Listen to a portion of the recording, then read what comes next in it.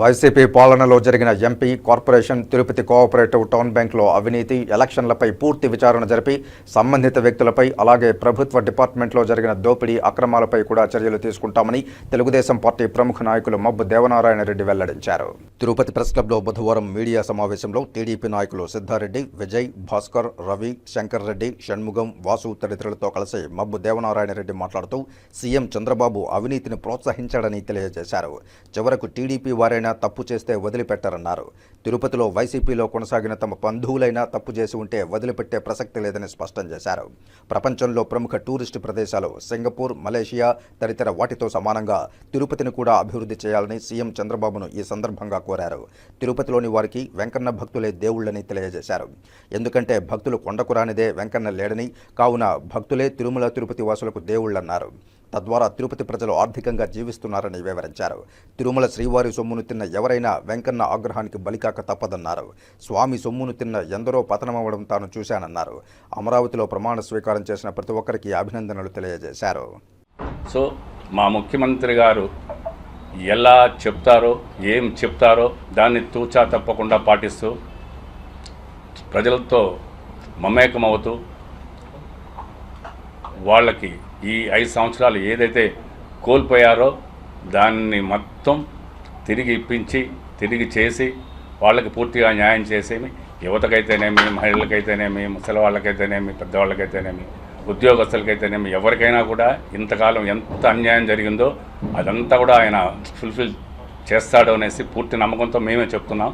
ఆయనకు తెలుసు మన అదృష్టం బాగుండి సెంట్రల్ గవర్నమెంట్ కూడా మనకు సపోర్టింగ్గా చాలా బాగుంది.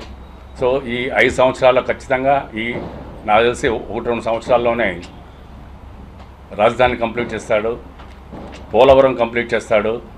రాష్ట్రం చాలా సుభిక్షంగా ఉంటుంది.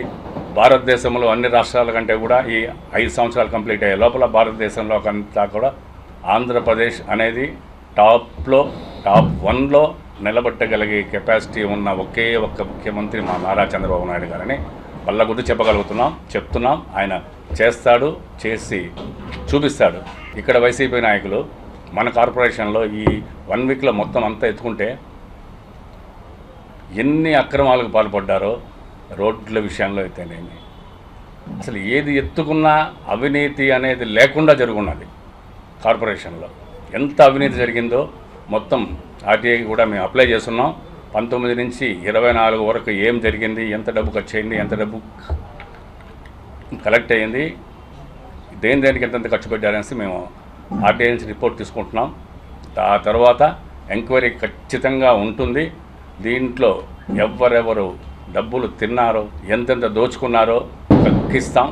మొహమాటం లేదు. ఎందుకంటే ప్రజల డబ్బు అది, ప్రజల కోసం ఖర్చు పెట్టాల్సిన డబ్బు అది, తిరుపతి బాగు కోసం ఖర్చు పెట్టాల్సిన డబ్బుని ఎట్లా తిన్నారంటే అట్లా తిన్నారు. వాళ్ళందరూ మా దగ్గర రావడానికి, మాతో ఏదో విధంగా సంబంధాలు కలుపుకోవడానికి, మళ్ళీ మా పార్టీలో చేరడానికి ఉత్సాహం చూపిస్తున్నారు. దానికి కొంతమంది సహకారం అందించాలని కూడా చూస్తున్నారు. నేను మొహమాటలనే కూడా చెప్తున్నాను మన పార్టీ వాళ్ళు కూడా, ఎట్టి పరిస్థితుల్లో వాళ్ళని ఎంకరేజ్ చేయొద్దండి, వాళ్ళని దగ్గర రానివ్వద్దండి. ఎందుకంటే వాళ్ళ బురద మనకు పుయ్యడానికి వాళ్ళు సిద్ధంగా ఉన్నారు. దాన్ని మనం ఎంత దూరంగా ఉంచితే మన పార్టీ అంత బలపడుతుంది, అంత బాగుంటుంది. ప్రజలు కూడా వాళ్ళని కానీ మనం దగ్గరికి తీస్తే మనల్ని కూడా నమ్మరు. అటువంటి పరిస్థితి రాకుండా చూడాలనేసి మా కేడర్ కూడా నేను చెప్తున్నాను.